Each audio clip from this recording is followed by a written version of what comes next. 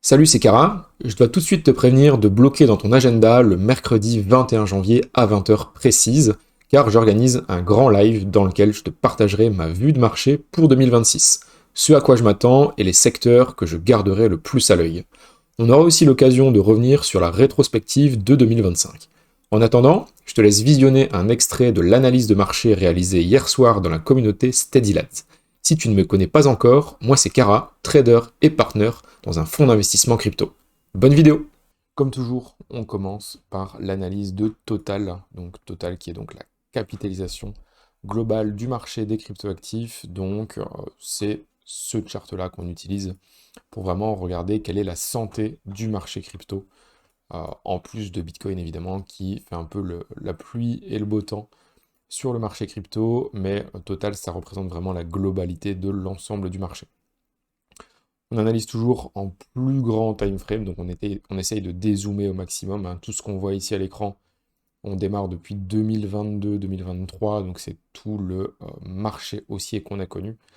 Et on a eu certaines validations baissières, hein, depuis quelques semaines, hein, depuis fin novembre.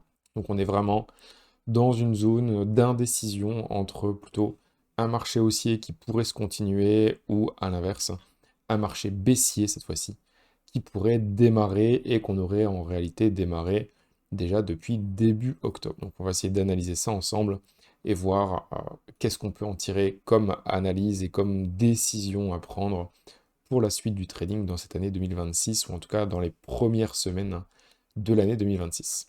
On est donc toujours sur Total, on se trouve au-dessus du support du all-time high 2021. Donc le all-time high 2021, c'est quoi? C'est le point le plus haut qu'avait atteint le marché des cryptos en 2021, hein. C'était au mois de novembre 21. Et on stagne toujours au-dessus de cette zone de support-ci. Donc ça fait déjà depuis fin novembre, ici, enfin même mi-novembre, qu'on stagne au-dessus de cette zone-là. On n'a pas vraiment de tendance établie. On avait établi une première belle tendance, si on zoome un petit peu ici, donc dès le 1er janvier. Je vous expliquais dans les précédentes vidéos que ceci, c'était quand même une tendance haussière qui restait saine et qui ressemblait très fort à ce qu'on avait connu en début 2023. Donc si on dézoome et qu'on revient un peu en arrière, début 2023, on avait une période ici de consolidation, mais cette fois-ci à la fin d'un bear market. Et le 1er janvier, ici, on avait démarré une impulsion haussière.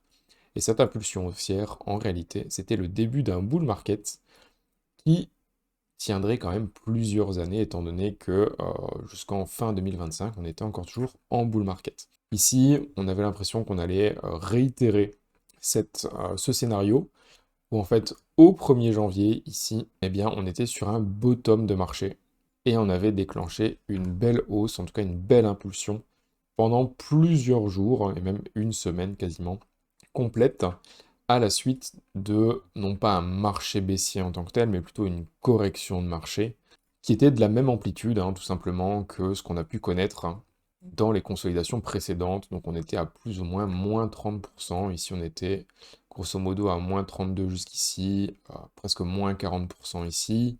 Sur la consolidation d'après, on était sur du moins 38. Et ici sur les mèches, on était à du moins 36. Donc on est vraiment dans le même ordre de grandeur. Donc rien de vraiment étonnant et rien de vraiment choquant pour une consolidation de marché tout simplement. Mais ici, on est quand même sur des indices qui sont quand même fortement baissiers. Donc là où dans les précédentes consolidations, on avait une consolidation, on reprenait, on avait une belle impulsion haussière, on l'a eu par deux fois, une fois dans cette zone ici, une fois dans cette zone-là. Eh bien, cette fois-ci, on a eu une première impulsion haussière, mais là, on est occupé de faire une belle impulsion baissière cette fois-ci. Et il y a deux points très négatifs sur ce graphique.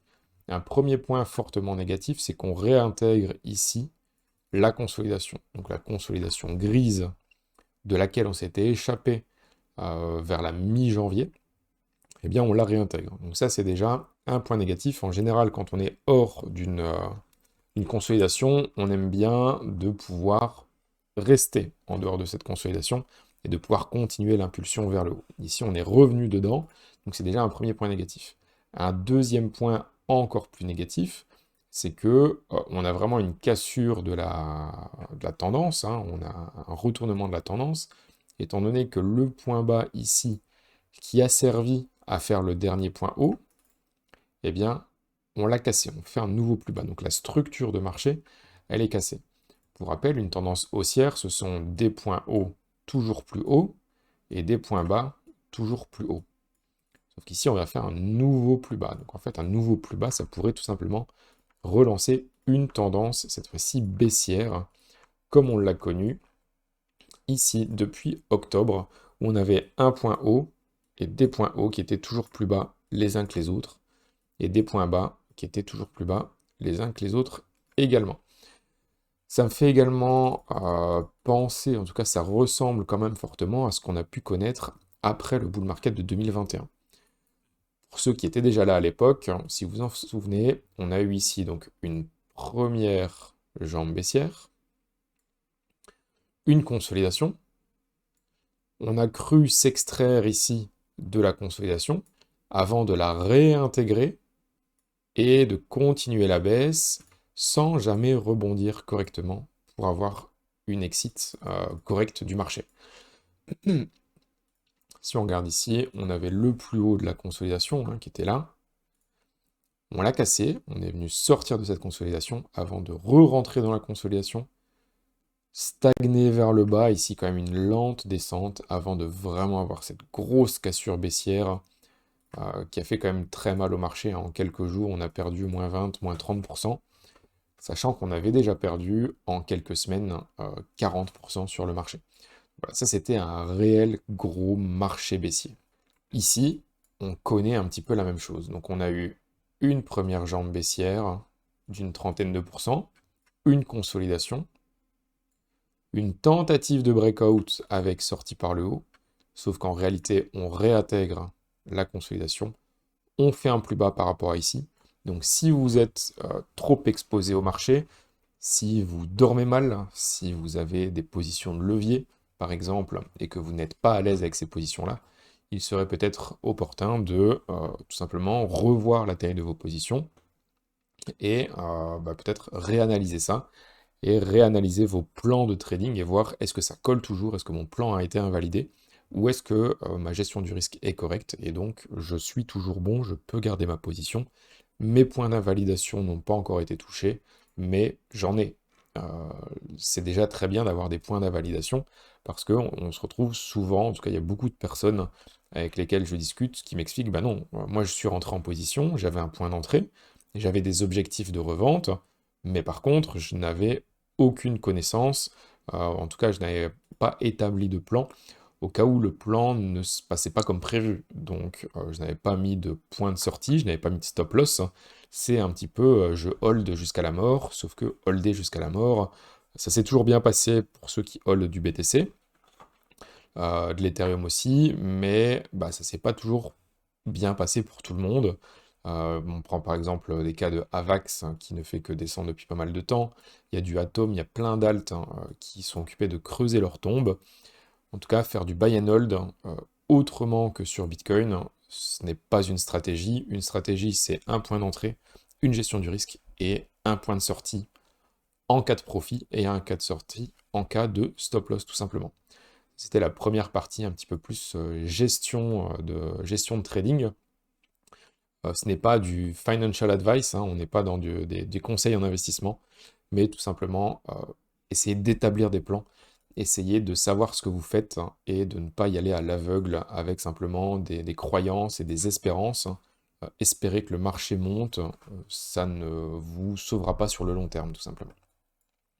Donc Bitcoin hein, représente grosso modo la même chose que Total au niveau du chart. Hein, on a plus ou moins la même chose, on avait une grosse résistance ici, on était occupé de s'extraire vraiment de cette résistance-là, de s'extraire de la consolidation, et pourtant de la même manière que sur Total, on vient réintégrer en dessous, on vient faire également un nouveau plus bas, ici.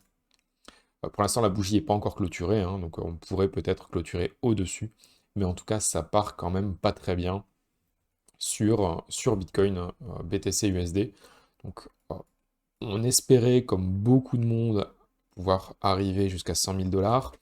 Pour l'instant, on n'y est pas arrivé. et on fait quand même des points de retournement, des signaux baissiers qui sont importants avant d'avoir atteint vraiment cette grosse zone de vente. Donc cette grosse zone pour essayer de sortir de position à des meilleurs prix si on était vraiment trop exposé. Ici, on est vraiment occupé d'annuler tous ces plans-là. En tout cas, pour essayer de rebondir ici, il va nous falloir soit des news, vraiment des choses qui vont faire rebondir le marché énormément. Mais si on n'a pas de news comme cela, et qu'on suit tout simplement le flux de Bitcoin, eh bien, je pense qu'on va avoir du mal à rebondir ici. J'aimerais me tromper, hein. J'espère vraiment qu'on va pouvoir connaître une belle zone de rebond et une belle zone de consolidation pour vraiment prendre des positions propres. Mais pour l'instant, on est sur des zones qui sont compliquées et le marché ne nous montre pas du tout de signaux haussiers, mais plutôt l'inverse. Si on regarde sur la dominance des stablecoins, on peut voir qu'on rebondit sur cette zone précédente de résistance qui se transforme maintenant en support. Donc ça avait servi ici, ici, ici, et maintenant on flippe cette zone en tant que support. Donc on a toujours une belle consolidation ici, mais on n'est vraiment pas dans un chart qui a l'air baissier, en tout cas de mon point de vue ici. On est dans une consolidation à plat, juste au-dessus d'une résistance. En général, ce genre de choses-là, c'est plutôt haussier. Et donc si on continue à monter sur ce chart-là, eh bien ce sera très mauvais pour le marché des cryptos. Ici, au niveau de BTC USD plus USDT et USDC USD, on est donc sur la dominance de Bitcoin et la dominance des stablecoins, donc c'est un peu un indice d'alt season, un indice de santé vraiment des alts hein, par rapport à Bitcoin et aux stablecoins. Donc vraiment, si ce graphique-là est haussier, eh bien on est sur un Bitcoin et ou des stablecoins qui sont en force. À l'inverse, si ce marché-là est baissier, eh bien on est sur ce qu'on pourrait tout simplement appeler une alt season. Pour l'instant, on n'est pas du tout baissier là-dessus. Alors j'avais des signaux baissiers ici, avec notamment cette Chuvashov qui était cassée. On avait cassé ici, on avait eu une belle remontada sur les alts, hein, début janvier. On a rebondi sur le support qui était ici depuis mi-novembre. On est actuellement occupé de repasser à travers de la zone charnière de résistance ici. On reteste la deuxième branche ici, mais honnêtement, c'est plutôt compliqué ici, donc je pense pas qu'on va avoir un gros rebond baissier dans l'immédiat sur ce graphique-là. Au niveau des alts par rapport à USD, bah pareil, hein, comme on l'a eu sur Bitcoin ici, mais encore en plus baissier, hein, je dirais. Double top avec ici la ligne de coup, donc on valide le double top au moment où on vient casser la ligne de coup, et en fait c'était une chute libre directe ici, hop. En quelques heures, où on vient rechercher le bas de la consolidation qu'on connaissait depuis mi-novembre. Donc espérons qu'on arrive à rebondir sur ce support, ici. Sinon, eh bien, c'est tout simplement une reprise baissière et alors une continuation du bear market, en quelque sorte. Et là, ben, on a encore pas mal de place, hein. Pour rappel, si Bitcoin est réellement en bear market hein, et qu'il va chercher les mêmes targets, c'est-à-dire moins 70, moins 80% de baisse en 2 ans, hein, grosso modo, eh bien on irait chercher allez, les 30 000 dollars. Les 30 000 dollars, c'est déjà une très belle target hein, en cas de baisse, en cas de baisse prolongée, en cas de reprise de bear market. Et sinon, hein, si on a vraiment un vrai bear market, comme on l'a connu par le passé. Ça, c'est pour Bitcoin. Je vous ai parlé des alts par rapport à USD. On peut voir que la trendline ici qui a été cassée, on a pas mal de place pour venir continuer à descendre, faire une autre consolidation et repartir vers le haut. Par la suite, en tout cas, il ne faut pas se presser, il ne faut pas faire des achats à la hâte. On n'est pas du tout pressé là-dessus. Des zones de consolidation, il y en aura toujours, et il ne faut pas aller faire du buy and hold ici parce que, eh bien, peut-être qu'on est parti pour des mois et des mois de tendance baissière. Alors, il y aura toujours des choses à faire, il y aura toujours des rebonds à aller chercher, mais ça va être des rebonds de courte durée si vraiment on est en bear market, et pas des tendances très long terme qui sont fortement haussière. Au niveau des alts par rapport à Bitcoin, on est toujours dans cette tendance baissière ici qui dure depuis 2021.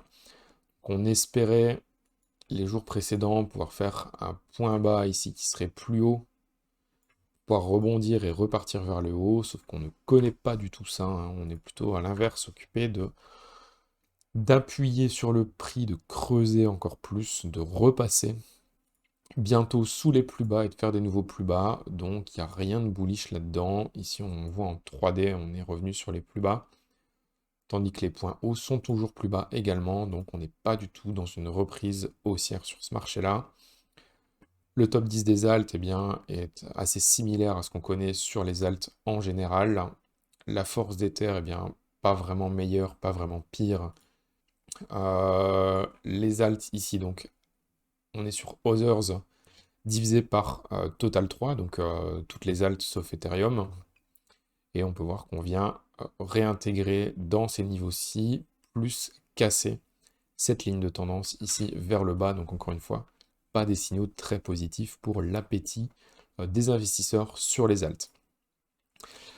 J'ai été fort négatif jusqu'à maintenant. On a cependant un chart qui est plutôt pas mal, qui est Monero par rapport à USD.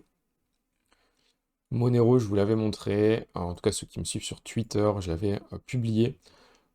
On a eu une belle consolidation ici depuis 2018. Hein. On est venu rechercher 2 fois la zone des 500 $, une première fois et une deuxième fois en 2025. On a eu une grosse cassure de la zone, gros pump, hein, parce que semblant de rien, on a quand même fait plus 60% depuis la cassure ici jusqu'au top.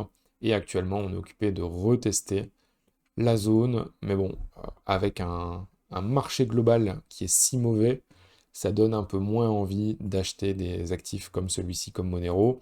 De plus, faites attention si vous achetez ça sur vos wallets privés. Vous pourriez très vite être flagué parce qu'en fait, ce sont donc des coins qui servent à l'anonymat et qui sont assez mal vus par les exchanges et autres régulateurs. Donc, c'est mieux d'éviter d'avoir des problèmes le jour où vous voulez, par exemple, cash out des profits que vous avez réalisés en crypto. Si on voit que vous avez eu des échanges, notamment avec du Monero, par exemple, eh bien, vous pourriez avoir certains problèmes ou tout simplement des exchanges qui refusent de recevoir vos capitaux. Donc ça, c'est pour Monero. Un deuxième chart qui était pas mal aussi, c'était BNB par rapport à BTC. BNB-PTC par rapport... Donc BNB par rapport à Bitcoin, la force de BNB par rapport à Bitcoin. En daily, on est occupé de faire une belle consolidation depuis mi-novembre, avec une résistance très très clean à 0.01, allez, grosso modo un petit peu plus, mais on a vraiment un très beau rectangle ici, qui suit une belle période de hausse. Donc en fait, il faudrait tout simplement patienter déjà, voir est-ce que le marché se reprend, et s'il se reprend, gardez bien en tête BNB parce que peut-être que celui-ci pourrait surperformer Bitcoin tout simplement et reprendre un peu plus de force.